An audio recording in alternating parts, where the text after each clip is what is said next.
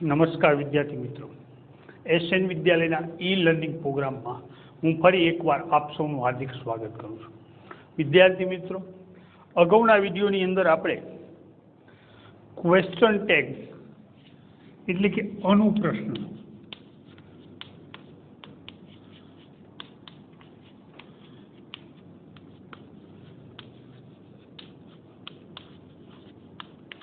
એના વિશે આપણે શરૂઆત કરેલી. એમાં આપણે જે શરૂઆત કરી એના વિશે આપણે થોડુંક યાદ કરી લઈએ તો ક્વેશ્ચન ટેગ એટલે કે અનુપ્રશ્નો છે આપણા, એ વાતચીત દરમિયાન પૂછાતા એકદમ ટૂંકા પ્રશ્નો છે. ક્વેશ્ચન ટેગની અંદર આપણે જે ક્રિયાપદ આપેલું હોય એ ક્રિયાપદના આધારે આપણે આપણું ક્વેશ્ચન ટેગ મૂકતા હોઈએ છીએ. વાક્ય આપણું હકારમાં હોય તો ક્વેશ્ચન ટેગ આપણે નકારમાં કરીએ છીએ, વાક્ય નકાર હોય તો આપણું ક્વેશ્ચન ટેગ હકારમાં કરીએ છીએ. ક્વેશ્ચન ટેગ પછી આપણે જે સર્વનામ મૂકી છીએ, કર્તા વિભક્તિનું સર્વનામનું રૂપ મૂકવાનું છે અને પછી પાછળ પ્રશ્નાર્થ ચિહ્ન કરીએ છીએ. એ ક્વેશ્ચન ટેગના આપણે કેટલાક ઉદાહરણો વિશે જોઈ લીધું.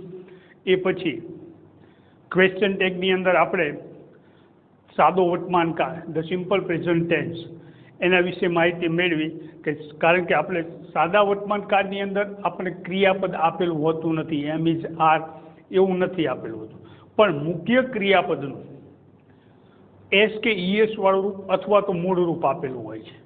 તો એવા સંજોગોમાં આપણે ડુ અથવા તો ડઝ ક્વેશ્ચન ટેગ તરીકે મૂકતા હતા. એવી રીતે આપણે ગયા વિડીયોની અંદર સાદા ભૂતકાળ વિશે શીખી ગયા કે સાદા ભૂતકાળની અંદર વોઝ આપેલું હોય તો આપણે એનું વોઝન્ટ કરતા, વેર આપેલું હોય તો આપણે એનું વેરન્ટ કરતા, હેડ આપેલું હોય તો હેડન્ટ કરીએ. પરંતુ સાદા ભૂતકાળની અંદર આપણને જે મુખ્ય ક્રિયાપદનું ભૂતકાળનું રૂપ આપેલું હોય તો ક્વેશ્ચન ટેગ તરીકે આપણે ડીડ મૂકતા હતા અને એના આપણે કેટલાક ઉદાહરણો જોયા. તો આ વિડીયોની અંદર આપણે સાદા ભવિષ્યકાળ વિશે જોઈએ.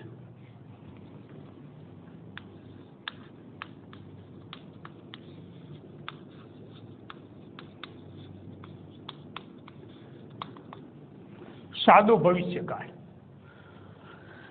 સાદા ભવિષ્યકાળનું જે આપણે ચેપ્ટર શીખી ગયા એની અંદર આપણે એની વાક્ય રચનાઓ શીખ્યા કે કર્તા પછી જે ક્રિયાપદ છે શેલ અને વિલ. સાદા ભવિષ્યકાળની અંદર ક્રિયાપદ શેલ અને વિલ. તો આ સાદા ભવિષ્યકાળમાં આપણને શેલ અને વિલ આપેલા હોય છે. તો સાદા ભવિષ્યકાળની અંદર ક્રિયાપદ છે એ શેલ અને વિલ છે. સાદા ભવિષ્યકાળમાં ક્રિયાપદ શેલ અને વિલ, આ બે ક્રિયાપદ છે સાદા ભવિષ્યકાળના. શેલ આઈ અને વી સાથે શેલ વપરાય ને બાકીના બીજા કર્તા સાથે વિલ વપરાય. હવે જો કે આપણે બધા જ કર્તા સાથે વિલ વાપરી શકીએ છીએ. તો આ બે ક્રિયાપદ છે. હવે આનું આપણે જ્યારે ક્વેશ્ચન ટેગ બનાવી ત્યારે આપણે થોડોક ડિફરન્સ હોય છે. જેમ આપણે ક્રિયાપદ અને નોટનું ટૂંકું રૂપ કરતા હતા, ઇઝનું ઇઝન્ટ કરતા હતા, વોઝનું વેઝન્ટ કર્યું, વેરનું વેરન્ટ કર્યું, તો એવી રીતે આપણે અહીંયા જે શેલ અને વિલ ક્રિયાપદ છે એનો થોડો ક્વેશ્ચન ટેગ છે એમાં ફેરફાર થાય છે. તો એનું ક્વેશ્ચન ટેગ શું છે તો કે જે શેલ છે SHANT, ખાસ યાદ રાખજો, શેલનું સેન્ટ થાય છે અને વિલ જે ક્રિયાપદ છે એનું વોન્ટ થાય છે. શેલનું સેન્ટ SHANT અને વિલનું વોન્ટ WONT. આ ખાસ યાદ રાખજો, કારણ કે જેમ આપણે અત્યાર સુધી ક્રિયાપદનું અને નોટનું ટૂંકું રૂપ ભેગું કરી અને કરતા હતા એવી રીતે નથી, થોડોક સ્પેલિંગની અંદર ફેરફાર છે, એટલે શેલનું સેન્ટ અને વિલનું વોન્ટ થાય છે. આ એનું ક્વેશ્ચન ટેગ કોનું? સાદા ભવિષ્યકાળનું. હવે સાદા ભવિષ્યકાળને આપણે કેટલાક એના ઉદાહરણો દ્વારા સમજી જઈએ. તો આઈ શેલ, પહેલું એક્ઝામ્પલ લઈએ આપણે. પહેલું, આઈ શેલ ડ્રિંક ટી. તો અહીંયા આપણે જ્યારે ક્વેશ્ચન ટેગ બનાવી ત્યારે પહેલાં તો આપણે અહીંયા ક્વેશ્ચન ટેગની અંદર ક્રિયાપદ કયું છે એ જોવાનું છે, કારણ કે ક્રિયાપદ ઉપરથી આપણે કાળ નક્કી કરીએ. અત્યારે તો આપણને ખબર છે ભવિષ્યકાળનું છે, પણ જ્યારે આપણે એક સાથે બધા જ લઈશું ત્યારે આપણે પહેલાં તો કાળ નક્કી કરવો પડે કે કયા કાળનું છે.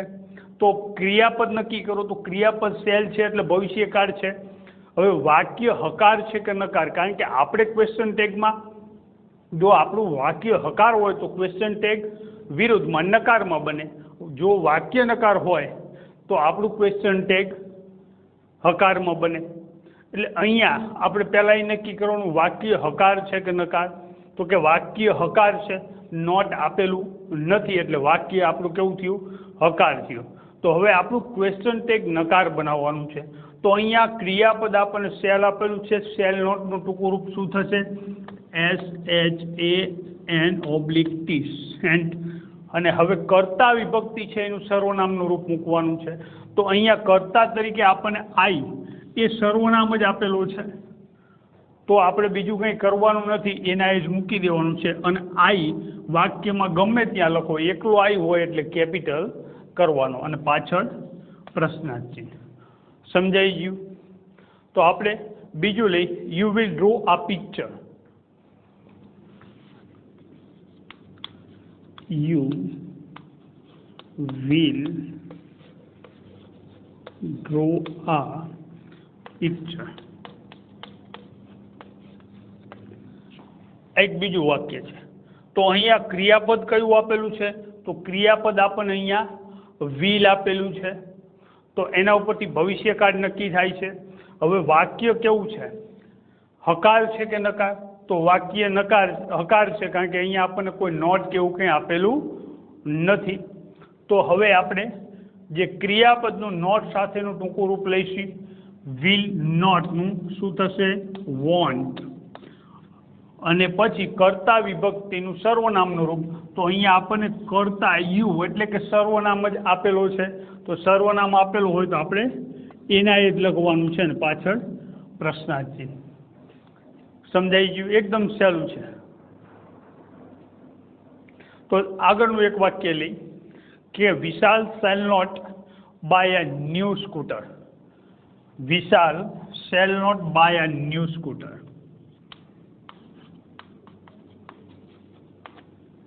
Sorry, Vishal will not buy new scooter. તો અહીંયા પહેલા તો આપણે ક્રિયાપદ જોઈશું. તો કે ક્રિયાપદ કયું છે? તો ક્રિયાપદ છે will. ક્રિયાપદ કયું છે? will. ભવિષ્યકાળ છે, તો ભવિષ્યકાળ છે. તો હવે આપણે શું જોવાનું છે? તો કે વાક્ય હકાર છે કે નકાર? તો અહીંયા વાક્ય આપણને કેવું આપેલું છે? વિલ નોટ આપેલું છે. તો વિલ નોટ છે એટલે એનો મતલબ એવો થયો કે વાક્ય નકાર છે, કારણ કે વાક્યની અંદર આપણને નોટ આપેલું છે. તો વાક્ય નકાર થયું. તો વાક્ય નકાર હોય તો ક્વેશ્ચન ટેગ આપણું કેવું બનશે? હકાર. તો હકાર હોય તો જે ક્રિયાપદ આપેલું છે એ જ લખવાનું છે. હવે ક્રિયાપદ પછી આપણે કર્તા વિભક્તિનું સર્વનામનું રૂપ મૂકવાનું છે. તો અહીંયા આપણને કર્તા તરીકે વિશાલ નામ આપેલું છે. તો વિશાલ છે એ ત્રીજો પુરુષ એક વચન. તો ત્રીજા પુરુષ એક વચનની અંદર વિશાલ છોકરાનું નામ છે, તો છોકરાનું નામ હોય તો એના સર્વનામ તરીકે આપણે હી મૂકીએ અને પાછળ પ્રશ્નાર્થ ચિહ્ન. સમજાઈ ગયું? આગળનું છે કે they will come tomorrow.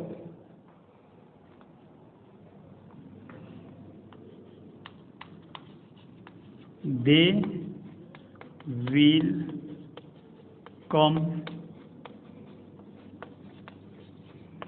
Tomorrow. તો અહીંયા ક્રિયાપદ જુઓ તો ક્રિયાપદ વિલ આપેલું છે, વાક્ય ભવિષ્યકાળનું છે. ક્રિયાપદ વિલ છે તો હવે વાક્યમાં આપણે જોવાનું છે કે વાક્ય હકાર છે કે નકાર. તો કે વાક્ય અહીંયા હકાર છે, નોટ શબ્દ આપેલો નથી, તો ક્વેશ્ચન ટેગ આપણું કેવું બનશે? વાક્ય હકાર હોય તો ક્વેશ્ચન ટેગ નકાર. વિલ છે તો એનું શું થશે? ટૂંકું વોન્ટ. અને વોન્ટ પછી કર્તા વિભક્તિનું સર્વનામનું રૂપ. તો અહીંયા આપણને દે સર્વનામ જ આપેલું છે તો આપણે દેનું દે જ રાખીએ. સમજાઈ ગયું? આગળનું જોઈએ કે my grandmother will tell me a story tonight. પાંચમું, માય ગ્રાન્ડમધર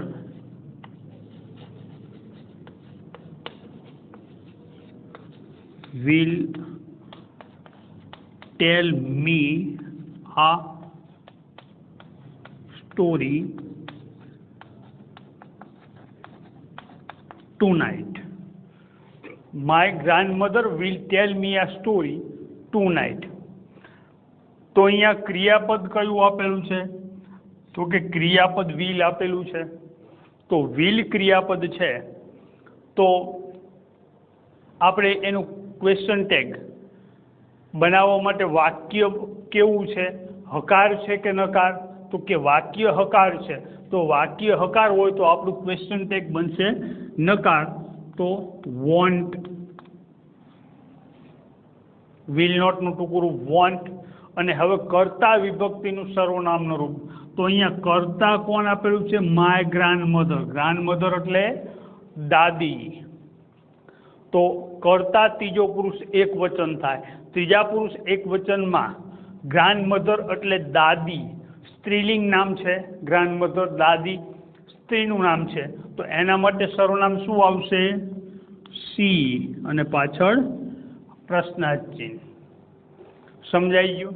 ટૂંકમાં આપણે જોઈ લઈએ કે ક્વેશ્ચન ટેગ આપણે ફરીથી એકવાર જોઈ લઈએ કે ક્વેશ્ચન ટેગ છે એ એક અનુપ્રશ્ન છે. તો એ અનુપ્રશ્ન ક્યારે વપરાય છે? તો કે જ્યારે આપણે કોઈ આપણી જે વાત કરતા હોઈએ અને એ વાતની અંદર કોઈ એક વાક્યની અંદર જ્યારે આપણે ભાર મૂકવાનો હોય અથવા તો સામેની વ્યક્તિ પાસેથી આપણે એનું સમર્થન મેળવવાનું હોય ત્યારે આપણે ક્વેશ્ચન ટેગનો ઉપયોગ કરીએ છીએ. ક્વેશ્ચન ટેગમાં જે પ્રશ્ન પૂછાય છે, ખાસ યાદ રાખજો કે ક્વેશ્ચન ટેગમાં જે પ્રશ્ન પૂછાય છે એ પ્રશ્ન ખરેખર કોઈ એનો આન્સર એટલે કે જવાબ મેળવવા માટે પૂછાતો નથી. ફક્ત ને ફક્ત આપણી વાત ઉપર ભાર મૂકવા અથવા તો સામેની વ્યક્તિનું સમર્થન મેળવવા માટે જ ક્વેશ્ચન ટેગ જેવો પ્રશ્ન પૂછવામાં આવે છે. ખાસ ક્વેશ્ચન ટેગની અંદર જોવાનું કે જે ક્રિયાપદ આપેલું હોય તો ક્રિયાપદના આધારે આપણે એનું ક્વેશ્ચન ટેગ બનાવવાનું છે. વાક્ય હકાર હોય તો નકાર ક્વેશ્ચન ટેગ બનાવવાનું, નકાર હોય તો હકાર ક્વેશ્ચન ટેગ બનાવવાનું. વિદ્યાર્થી મિત્રો, આપણે ત્રણેય કાળ વિશે જોઈ લીધું. સાદો વર્તમાન કાળ, સાદો ભૂતકાળ અને સાદો ભવિષ્યકાળ. તો હવે જ્યારે કદાચ વાક્યની અંદર આપણને કોઈ ક્રિયાપદ આપેલું ન હોય, કારણ કે સાદા વર્તમાન કાળનું વાક્ય હશે તો એની અંદર આપણી વાક્ય રચના યાદ કરો સાદા વર્તમાન કાળની, તો કરતા પછી તરત ક્રિયાપદનું મૂળ રૂપ અથવા તો એસ કે ઈએસ વાળું રૂપ આવશે. અહીંયા કોઈ એમિઝાર વોઝવેર કે એવું નહીં આવે. તો એવા સંજોગોમાં આપણે જ્યારે કોઈ ક્રિયાપદ આપેલું નથી એવા સંજોગોમાં આપણે તો પહેલાં કાળ નક્કી કરવો પડશે. કારણ કે ભૂતકાળનું વાક્ય હશે તો એમાં પણ તમને વોઝવેર કે એવું કોઈ ક્રિયાપદ આપેલું નહીં હોય. એમાં મુખ્ય ક્રિયાપદનું ભૂતકાળનું રૂપ આપેલું હોય છે. તો એવા સંજોગોમાં આપણે પહેલાં કાળ નક્કી કરવાનું છે કે કયા કાળનું વાક્ય છે. કાળ નક્કી કર્યા પછી આપણે એના આધારે ક્વેશ્ચન ટેગ મૂકવાનું છે. સાદા વર્તમાન કાળની અંદર જોઈએ, જો ક્રિયાપદ હોય એ મૂળરૂપ હોય મુખ્ય ક્રિયાપદનું અથવા તો મુખ્ય ક્રિયાપદનું એસ કે ઈએસ વાળું રૂપ હોય તો આપણે ક્વેશ્ચન ટેગ તરીકે ડુ અથવા ડઝનો ઉપયોગ કરતા. તો ડુ ક્યારે વપરાય, ડઝ ક્યારે વપરાય? તો ક્વેશ્ચન ટેગની અંદર જ્યારે સાદો વર્તમાનકાળ હોય અને કર્તા ત્રીજો પુરુષ એક વચન હોય એટલે કે હી, સી, ઈટ અને એક વચનમાં નામ હોય ત્યારે ડઝ વપરાય. ત્યારે આપણે ક્રિયાપદનું એસ કે ઈએસ વાળું રૂપ આપેલું છે એટલે ડઝ વપરાય.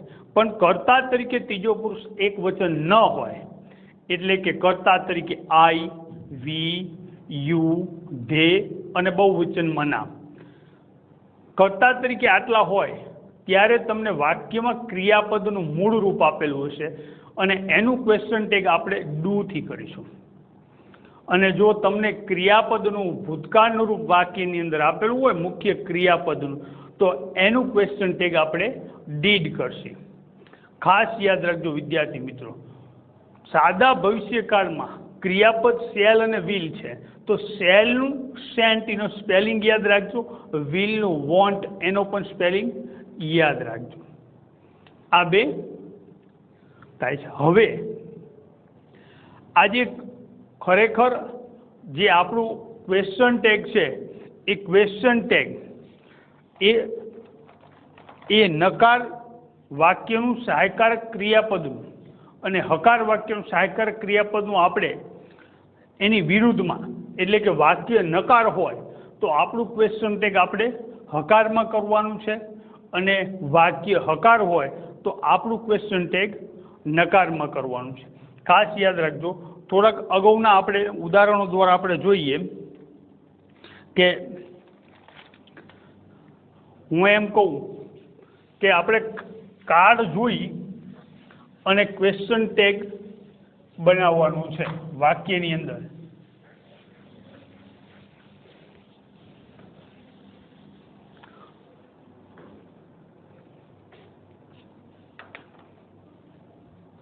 પહેલું, you like to sing a song.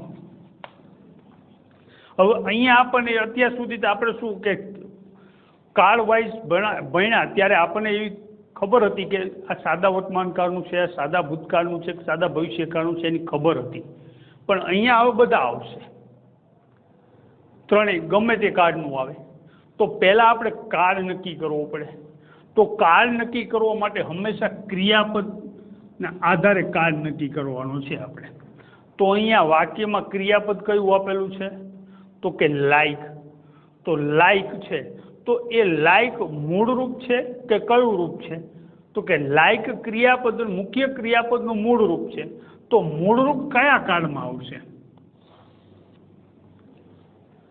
તો સાદા ભવિષ્યકાળની સાદા વર્તમાનકાળની આપણી વાક્ય રચના બોલો તો કે કર્તા પછી ક્રિયાપદનું મૂળ રૂપ અથવા એસટીએસ વાળું. તો અહીંયા આપણને કર્તાનું ક્રિયાપદનું મૂળ રૂપ આપેલું છે. તો ક્રિયાપદનું મૂળ રૂપ આપેલું છે તો કાળ કયો થયો સાદો વર્તમાનકાળ. તો સાદા વર્તમાનકાળની અંદર આપણે ક્વેશ્ચન ટેગ તરીકે જ્યારે મુખ્ય ક્રિયાપદનું મૂળ રૂપ અથવા તો એસટીએસ વાળું રૂપ આપેલું હોય તો આપણે શું કરીએ કે ડુ અથવા ડઝ. તો કર્તા કોણ છે યુ એટલે કે ત્રીજો પુરુષ એક વચન નથી. તો કર્તા તરીકે ત્રીજો પુરુષ એક વચન ન હોય તો આપણે ડુ મૂકીએ છીએ. વાક્ય હકાર છે કે નકાર તો કે વાક્ય હકાર છે. તો વાક્ય હકાર હોય તો આપણું ક્વેશ્ચન ટેગ કેવું બનશે નકાર. અને ક્વેશ્ચન ટેગ બન્યા પછી કર્તા વિભક્તિનું સર્વનામનું રૂપ. તો અહીંયા કર્તા વિભક્તિમાં કોણ છે તો કે યુ સર્વનામ જ આપેલું છે તો એના એ જ મૂકી દો અને પાછળ પ્રશ્નાર્થ. સમજાઈ ગયું. તો બીજું એક વાર લઈ કે my sister sang a song. તો અહીંયા મુખ્ય ક્રિયાપદ કયું આપેલું છે સેંગ. સેંગ છે એ કયું રૂપ છે તો કે સેંગ છે એ જે સિંગ ક્રિયાપદ છે, સિંગ એટલે ગાવું, એનું ભૂતકાળનું રૂપ છે સેંગ. તો અહીંયા કાળ કયો થયો ભૂતકાળ. તો ભૂતકાળ હોય તો આપણે ગયા વિડીયોની અંદર શીખેલા હતા કે ભૂતકાળ હોય અને મુખ્ય ક્રિયાપદનું ભૂતકાળનું રૂપ આપેલું હોય તો અહીંયા આપણે ક્વેશ્ચન ટેગ તરીકે શું મૂકતા? ડીડ. વાક્ય હકાર છે કે નકાર? તો કે વાક્ય હકાર છે તો આપણું ક્વેશ્ચન ટેગ કેવું બનશે? નકાર. અને માય સિસ્ટર, મારી બહેન, ત્રીજો પુરુષ એક વચન કરતા છે તો એનું સર્વનામનું રૂપ મૂકવાનું છે. તો બહેન છે એટલે કે કોઈ છોકરીનું નામ છે તો એના માટે સર્વનામ શું આવશે? સી.